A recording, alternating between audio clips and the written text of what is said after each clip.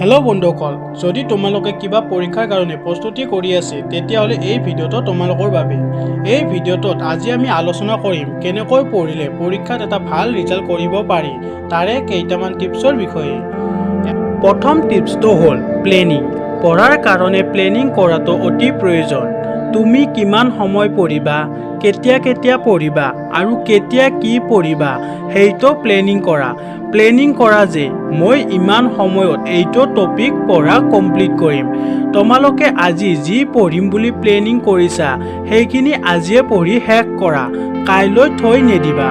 তোমালোকে দিনটোত কি পঢ়িবা, কি কৰিবা, কোনটো টপিক পঢ়িবা, পঢ়া সময়খিনি কেনেকৈ মেনেজ কৰিবা তাৰ পৰিকল্পনা আগদিনা ৰাতি শোৱাৰ আগতে কৰিবা। 2 নম্বৰ টিপছটো হ'ল টাইম টেবুল।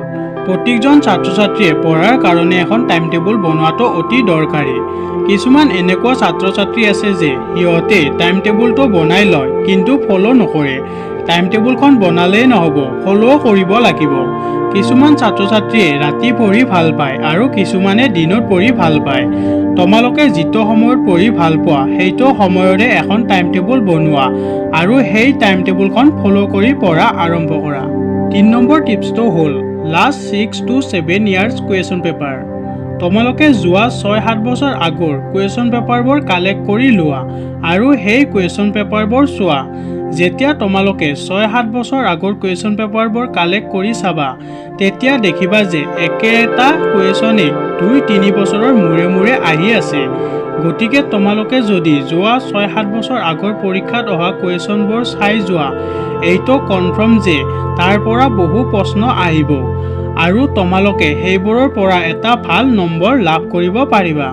আৰু 4 নম্বৰ টিপছটো হ'ল প্ৰেক্টিছ।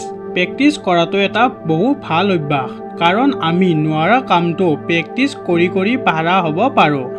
আমি টান টপিক এটাও প্ৰেক্টিছ কৰি সহজতে মনত ৰাখিব পাৰোঁ। ছাত্ৰ ছাত্ৰীসকল, তোমালোকে সদায় লিখি প্ৰেক্টিছ কৰি পঢ়া, তেতিয়া তোমালোকৰ পঢ়াবোৰ সোনকালে মনত ৰ'ব আৰু বহু দিনলৈ পাহৰি নাযাবা। আৰু তোমালোকে পঢ়াবোৰ এসপ্তাহ বা 2 সপ্তাহৰ মূৰে প্ৰেক্টিছ কৰা। তোমালোকৰ এনেকুৱা হয়নে যে তোমালোকে প্ৰশ্নবোৰ মুখস্থ কৰিছা কিন্তু যেতিয়া পৰীক্ষাত প্ৰশ্নটো আহে আমি লিখিব নোৱাৰোঁ? ইয়াৰ কাৰণ হ'ল প্ৰেক্টিছৰ অভাৱ। সেইকাৰণে যিমান পাৰা সিমানে প্ৰেক্টিছ কৰা। আশা কৰোঁ ভিডিঅ'টো চাই আপোনালোকৰ ভাল লাগিল। যদি ভিডিঅ'টো চাই ভাল লাগিছে তেতিয়াহ'লে ভিডিঅ'টো লাইক কৰিবা আৰু এনেকুৱা নতুন ভিডিঅ' চোৱাৰ কাৰণে আমাৰ চেনেলটো ছাবস্ক্ৰাইব কৰিবা।